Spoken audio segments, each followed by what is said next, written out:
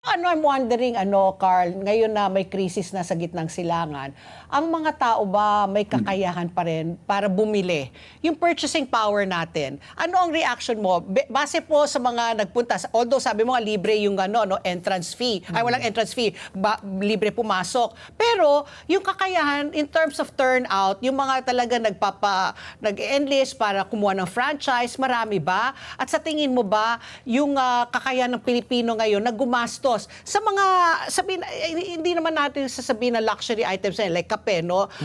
Or kape, or pagkain, o kesa sa magpagawa ng mga kuko. Puro ngayon ba, baka DIY na lang, do it yourself. Your observation.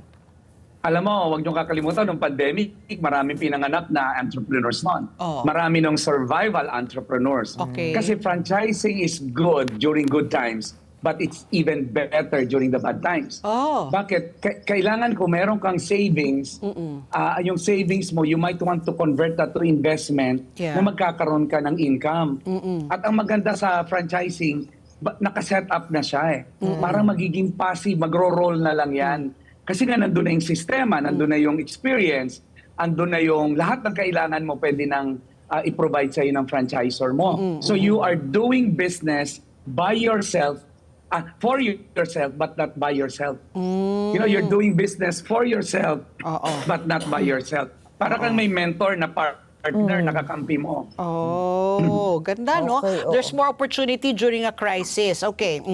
Carl, ito nga, syempre, di ba, parang iniisip ng iba, lalo na yung talaga nagtitipid sa kanilang budget, di ba? Or talagang ninanamnam nila yung mga pinaghirapan nilang kada piso at sentimo. So, inisip siguro ng iba, bakit pa ako mag-franchise? Tingnan mo, halimbawa, itong shake na to, halimbawa, yung fruit shake, madali ko naman gawin. Kung bibili lang ako ng osterizer halimbawa, sa supermarket, tapos bili ka ng prutas, tapos alam mo yan, gagawin mo lang, mag-YouTube ka, malaman mo naman paano masarap gumawa. At pakisabi nga sa amin kung ano yung talagang advantage bukod sa mentorship na yung sinasabi nga ngayon, ano yung pagiging advantage ng halimbawa kung ako ay magbabayad ng mas kaunti kasi syempre kahit paano mas gagastos ako pag maging franchisee ako, di ba? So ano yung makikita mong pros and cons siguro for you, of course, puro pro, ano yung pro ng pagiging franchisee instead na magsimula ako from scratch at iniisip ko naman, madali lang naman maghalimbawa, maglinis ng kuko, ganyan, bibili lang ako dito sa online ng mga pandikit-pandikit. Paliwanag nga sa ating mga taga-subaybay kung bakit mas mabuti na maging franchisee. Kasi yung brand. So, yung brand. Brand lang? That's it? No, the brand is, alam mo naman tayo, you buy not the product. You actually buy because of the brand. Because the brand goes with trust. No? Ngayon, halimbawa, ikaw, I'm sure, kakain ka ng fast food, yun naman chicken, meron din chicken sa kanto, di ba? Meron din naman nagluluto ng chicken sa kanto. Pero bakit ka pumunta sa isang fast food? Because of the brand.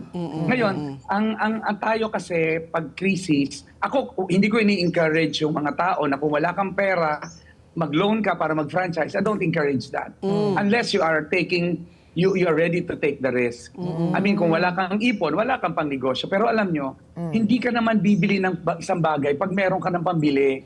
Ang mahalaga dito, pumunta ka, mangarap ka, mag-isip ka, malay mo, dito mo makita, sabi mo, teka lang, itong balot na to, gourmet balot, marunong di ako magluto nito. Baka nga because of your visit, baka makakita ka ng idea, and finally, ikaw na gumawa, ang ending, ikaw yung naging entrepreneur. Wag tayong magmukmok sa krisis.